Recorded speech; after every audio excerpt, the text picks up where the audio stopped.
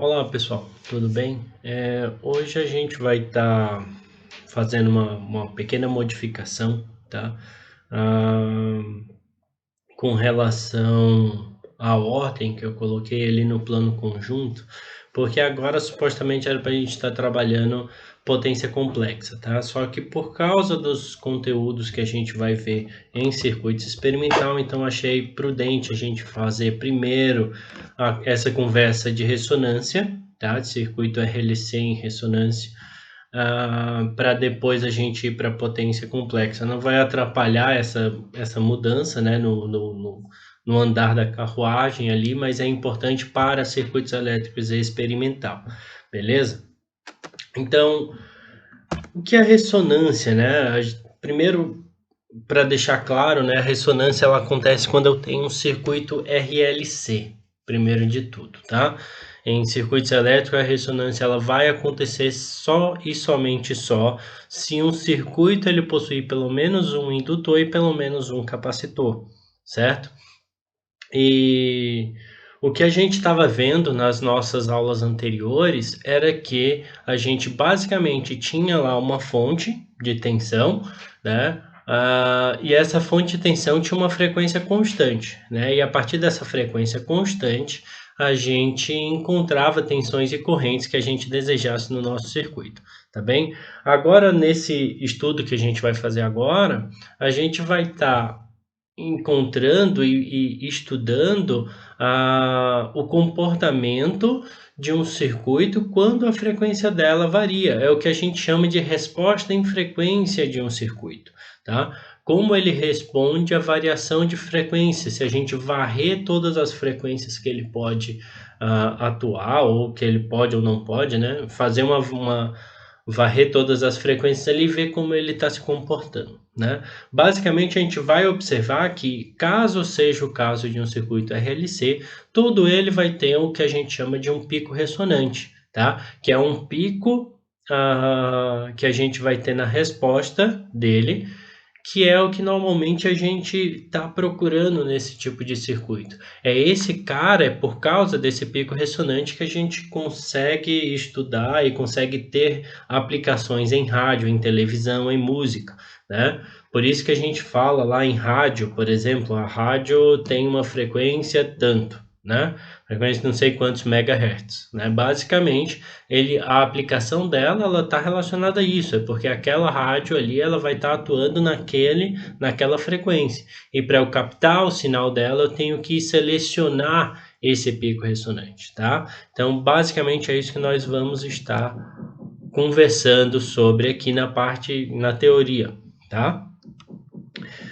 Só que como nem tudo na vida são flores, né? Porque ali a gente tem televisão, tem música, só coisa boa, né? Mas tem pontos negativos da ressonância também.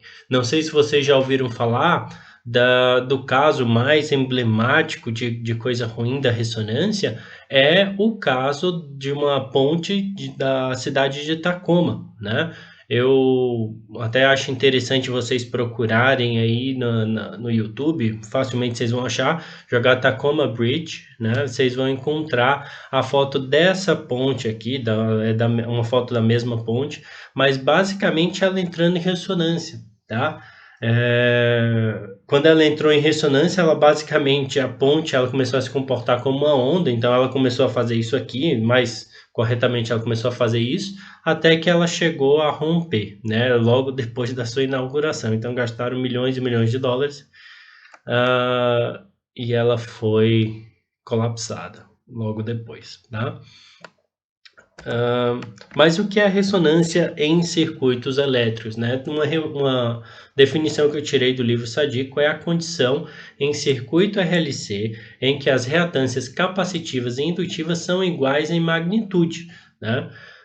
Mas pelo fato de possuírem sinais opostos, resulta em um sistema puramente resistivo. Então, como a gente viu lá, até na experimental também foi feito experimentos relacionados ao comportamento de indutores e capacitores em frequências diferentes, né? A gente vê que o valor da reatância indutiva e reatância capacitiva ela varia conforme eu vario a frequência do sinal que está alimentando ele, certo? E para todo e qualquer circuito RLC, né, seja em série ou seja em paralelo, eu vou ter uma ressonância qualquer lá, em que a reatância capacitiva e a reatância indutiva elas vão se anular, certo? E nesse momento em que a capacitiva e a indutiva se anulam, o meu circuito, por mais que ele tenha indutores e capacitores, ele está se comportando como se ele fosse exclusivamente ou puramente resistivo, tá? É isso que significa ressonância em circuitos elétricos. Então, na aula de hoje a gente vai estar trabalhando especificamente com a ressonância em série, tá? Entre série e paralelo ela tem algumas diferençazinhas, então vamos primeiro trabalhar somente com essa ressonância em série. Então, imaginemos esse circuito aqui, tá? O circuito R, L, C, beleza? Se eu for fazer a impedância desse circuito aqui, né? Eu tenho que elas são somadas a contribuição de cada uma delas, certo? Só que elas são somadas daquela forma, né? A resistência é a parte real e as reatâncias são a parte imaginária, beleza? Então, a minha impedância vai ser dada por R mais J ômega L menos 1 sobre ômega C. Lembrando aqui que está mostrando que o fasor da tensão, ela é tensão média com ângulo de θ graus, beleza?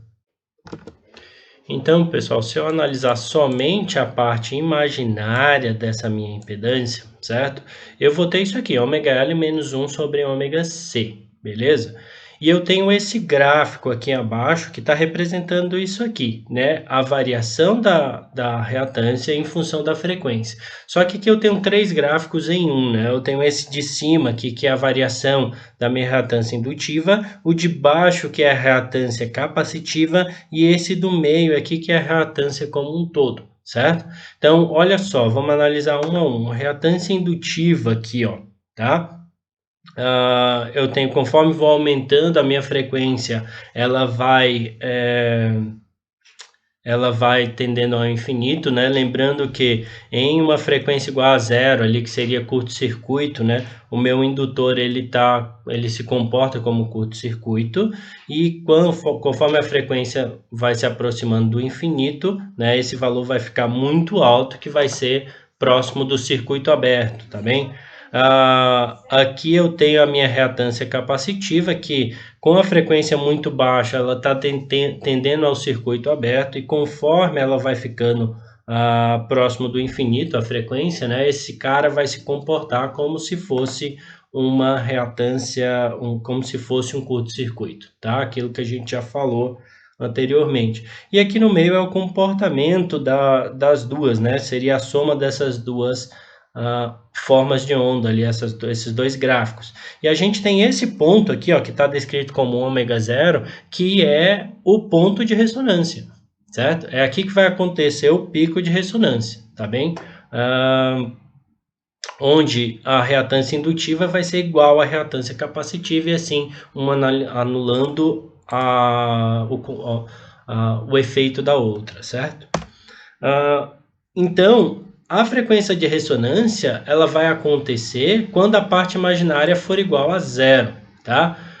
Então, eu posso igualar reatância indutiva com reatância capacitiva, beleza? E eu vou encontrar um ômega zero igual a isso aqui, 1 sobre raiz de LC. Então, é nesse valor de ômega zero que vai acontecer a frequência, que é a minha frequência ressonante para o meu circuito, tá? Posso encontrar isso em função de frequência, de fato, né? Só colocar o 2π aqui embaixo, lembrando que ômega é igual a 2πf, beleza? O que mais?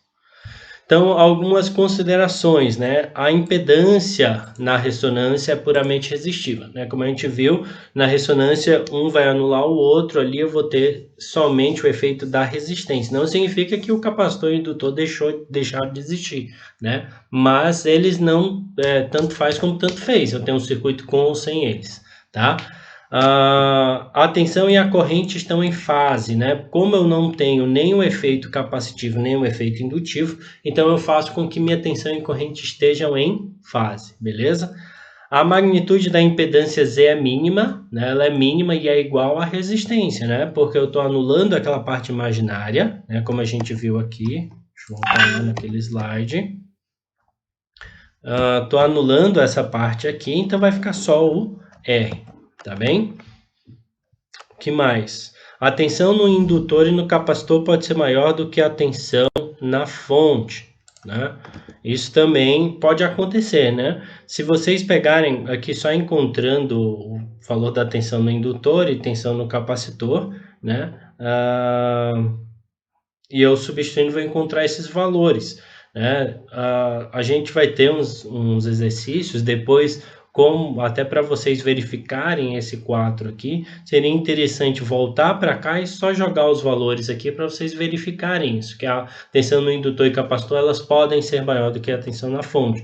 Isso é devido à própria característica da ressonância ali, tá?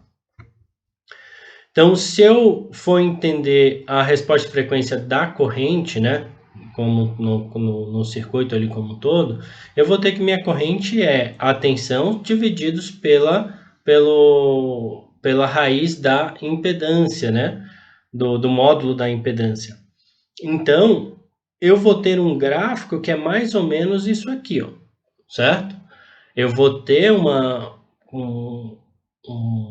resposta em frequência da corrente dessa forma aqui. Ela vai ter um pico de corrente e vai acontecer justamente no valor da frequência ressonante, né? Porque vai ser o valor em que a minha impedância vai assumir o menor valor, como a gente falou ali, né? Eu reduzo a reatância, vou ficar somente com essa parcela aqui, somente esse R ao quadrado, essa parcela fica igual a zero, né? Então, eu vou ter um menor número possível para dividir esse VM aqui, tá? Então, assim eu encontro o valor de corrente máximo nesse caso, certo?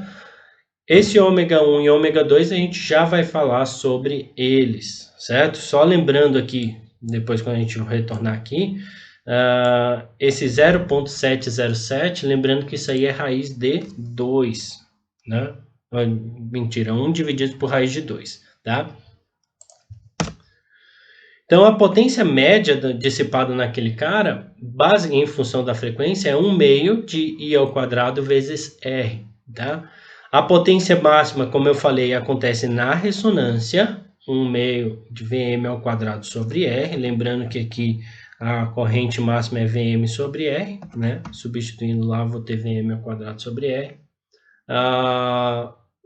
E nas frequências ômega 1 e ômega 2, pessoal, que eu estava falando, a potência dissipada ela assume metade do valor da potência máxima. E por isso a gente chama de frequências de meia potência, né? Como eu falei, o 0707, isso mesmo? Isso. Ele é 1 sobre raiz de 2, né? Então, se eu substituir isso aqui, ó, eu vou ter esse valor aqui, ó, Vm ao quadrado sobre 4R, que é exatamente a metade desse valor aqui, ó. Tá? Então, por isso que elas são chamadas frequências de meia potência, né? O quanto que eu tenho que reduzir para ter metade do valor do sinal, tá? Eu encontro esses caras quando eu igualo a impedância a um valor de raiz de 2R, tá? Se eu substituir isso, né? Se eu fizer essa substituição e igualar esses dois valores, né? O Z com raiz de 2R, eu vou encontrar dois valores, ômega 1, que seria isso aqui, né? E ômega 2, que seria esse cara, tá? A única coisa que está mudando é esse sinal na frente, que é menos R2L, que é a ômega 1 é a frequência um pouquinho antes, e ômega 2 é a frequência depois da frequência ressonante. E essas duas frequências, elas estão relacionadas com a frequência ressonante. Se eu multiplicar elas e tirar a raiz, eu vou ter a frequência ressonante, tá bem? Largura de banda, pessoal, ela é a diferença entre as duas potências de meia onda, né? O espectro que eu tenho ali. Qual é a quantidade, qual é a lacuna de frequência que eu tenho entre esses dois valores, tá? Então, a largura de banda é o ômega 2 menos ômega 1, beleza? Só lembrando o seguinte, tá? Se eu voltar aqui naquele gráfico, né? Aqui parece uma coisa bonitinha, né? Uma frequência, né? Que parece que esse ômega 1 até ômega 0 é a mesma distância de ômega 0 até ômega 1, né? Isso não é verdade, tá, pessoal? Ela é ligeiramente diferente, é só você perceber a curva aqui como ela é distinta, tá? Ela é bem próxima, tá? Mas não quer dizer que sempre vai ser, certo? Na verdade, ela nunca vai ser, pode chegar a ser aproximada. Se eu pegar esses dois valores de ômega 1 e ômega 2 e substituir aqui, ó, tá? Eu vou ter uma relação de largura de banda que vai ser R sobre L, beleza? E para finalizar a aula de hoje, a gente vai falar de uma coisa chamada fator de qualidade, tá? O fator de qualidade nada mais é do que uma medida, certo? Que vai medir quão aguda é a resposta da corrente ali, tá? Quão mais aprofundada, afunilada ela está, certo? E ela é medida, ela é dada pelo Q, tá? Não confunda esse Q com o Q de potência reativa, tá? Porque o fator de qualidade Q, ele é a potência reativa divididos pela potência média, tá? Então, a potência reativa pode ser tanto indutiva quanto capacitiva, então eu posso ter duas equações para fator de qualidade, certo? Ômega 0L sobre R e 1 sobre ômega 0 CR, tá bem? Então eu posso assim encontrar uma relação, né? Se eu tenho esse Q, né? Eu tenho ômega 0 LR e 1 sobre ômega 0 CR, né? Eu posso, e eu sei que LB é igual a R sobre L, eu posso igualar isso a ômega 0 Q, né? Olhando aqui, ó, eu tenho a ômega 0, se eu passo para o outro lado, fica Q sobre ômega 0 e aqui é LR, né? Então, eu posso fazer isso aqui, ó, tá? E encontrar uma relação de Q com L, com a largura de banda e a frequência ressonante, e da frequência da largura de banda com capacitância e resistência, certo? Essas equações aqui são bem importantes para projetos de circuitos ressonantes, tá? Então, algumas considerações quanto ao fator de qualidade, né? Quanto maior o Q, mais aguda é a curva, mais bonitinha lá seria a árvore, né? Quanto maior o Q, mais seletivo é o circuito e menor é a largura de banda. Mais seletivo quer dizer que mais ele está se aproximando a um valor de frequência único ali, ou de uma gama de valores menor, né? Quanto mais seletivo é o circuito, né? Melhor, né? Dependendo do que você queira. Se você quer selecionar só uma frequência ali, é melhor que ele seja mais seletivo, né? E a seletividade ela está relacionada à habilidade de um circuito responder a uma certa frequência e discriminar todas as outras, né? De separar todas as outras, tá bem? Ou não responder aquelas outras frequências, né? Então, um circuito com um alto fator de qualidade, pessoal, significa que é um valor que ele é maior do que 10, tem um Q maior ou igual a 10, tá? Para esse cara aí, para esse tipo de circuito que eu tenho um fator de qualidade maior que 10, eu posso fazer uma aproximação que a frequência de meia potência é aritmeticamente simétrica à frequência ressonante, tá? Eu posso fazer essa aproximação. Aqui eu coloco igual, mas é porque no negócio de equação lá eu não encontrei o aproximado, tá? Então, vou tentar consertar isso aqui, mas eu não encontrei mesmo, talvez olhar rápido ali. Mas aqui seria ômega 1 é aproximadamente ômega 0 menos largura de banda divididos por 2, né, que seria para trás, e ômega 2 seria mais largura de banda divididos por 2. Beleza? Então, isso aqui seria... Aqui faltou colocar também a referência do Sadico, tá? O livro não está aqui comigo agora, mas é uma análise de circuitos e suas aplicações do Sadico, beleza? Então vão ter 2 exercícios, tá? Como atividade para essa semana. Vai ser um exercício simples, né? Eu não fiz o exemplo, porque ele é bem aplicação de fórmula, pegar aquelas fórmulas ali, aquelas equações e aplicar, e encontrar no valor. Não tem nenhum bicho de 7 cabeças, assim, tá? E um projeto de um circuito ressonante, que esse aí eu vou deixar vocês quebrarem a cabeça um pouquinho, e daí na próxima semana eu trago a resolução para vocês, tá bem? Um abraço e um bom estudo aí para vocês.